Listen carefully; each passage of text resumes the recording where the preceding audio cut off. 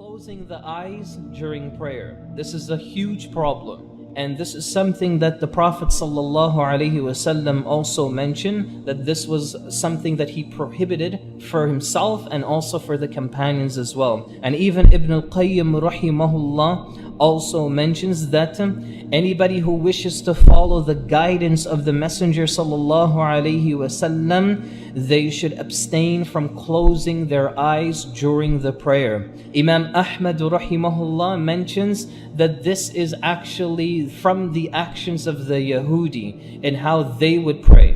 Next error, a person moving too much in prayer. This is the next problem, moving too much in prayer. Some ulama have said for a person who moves carelessly too much in prayer can actually break their salah, can actually nullify their prayer.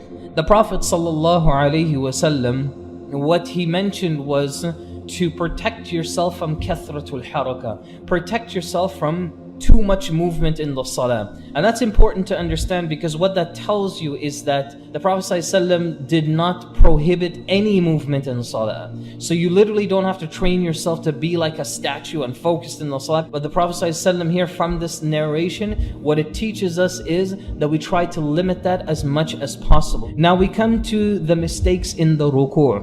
When it comes to the mistakes in the ruku', now this is important, listen to this. Saying the takbir in the ruku', or saying Sami'a Allahu liman hamida in the standing position. This is a mistake when it comes to the prayer.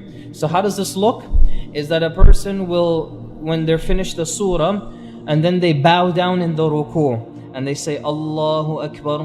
But when they say Allahu Akbar, they're already in the ruku' position. That's the mistake. And if they want to come out of the ruku' position, they will stand up, Sami'a Allahu liman hamida. This is the mistake. It's a very, very particular mistake to pay attention to. Why?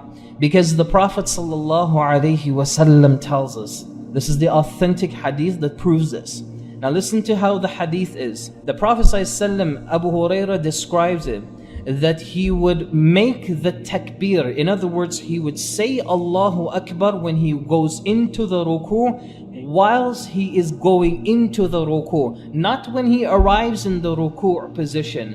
And then he would say Sami'a Allahu liman hamida hina yarfa'. So not when he reaches to the standing position, but whilst he's standing. A lot of people don't even know this.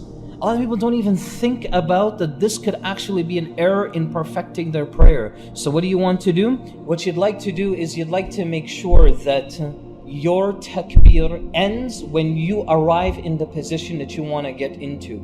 So when you get out of the ruku' now, Sami'a Allahu liman hamida.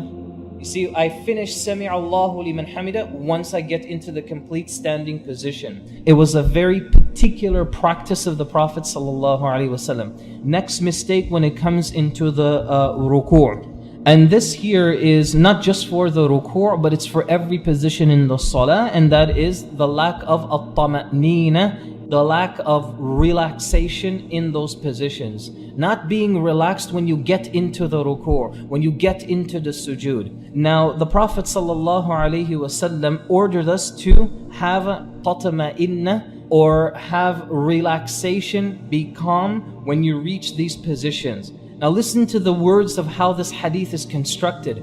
The Prophet ﷺ is telling this companion, I want you to perform a ruku' until you become relaxed in the ruku' itself. When a person is relaxed in salah, they are going to be relaxed in everything that they do in their life.